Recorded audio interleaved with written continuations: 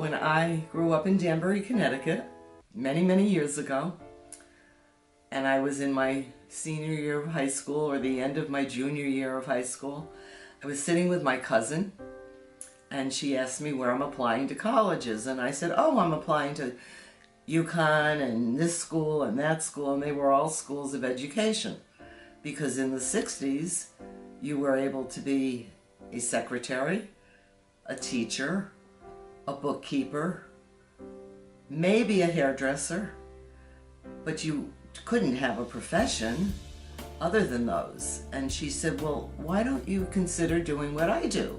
I said, well, what do you do? She said, I'm a dental hygienist. I said, what's that? She said, you see your hygienist every time you go to the dentist.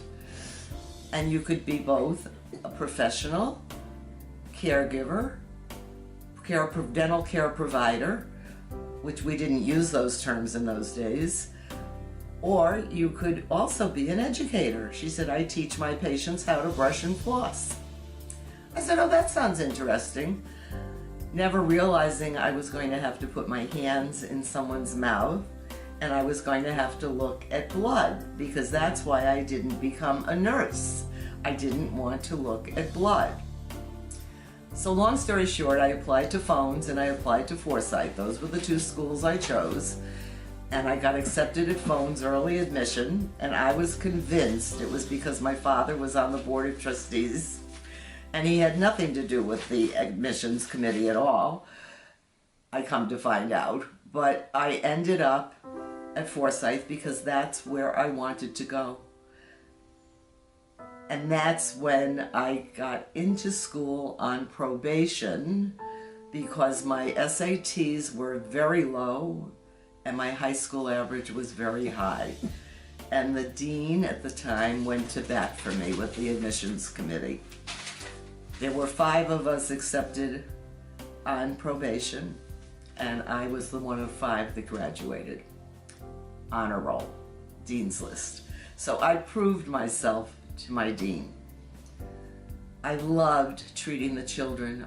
I loved treating the older people, and I loved treating people my parents' age. But all we taught them was brush with Crest, floss once a day, and make sure you get fluoride treatments at the office. And look where we are today. Who would have thunk it? I was a chairside hygienist for 40 years of my 56 years. I've been an educator since 1999. I achieved my bachelor's degree at the age of 70, 3 years ago. And I still get excited when I talk about dental hygiene. I still get excited when I talk to students. So who do I sound like now?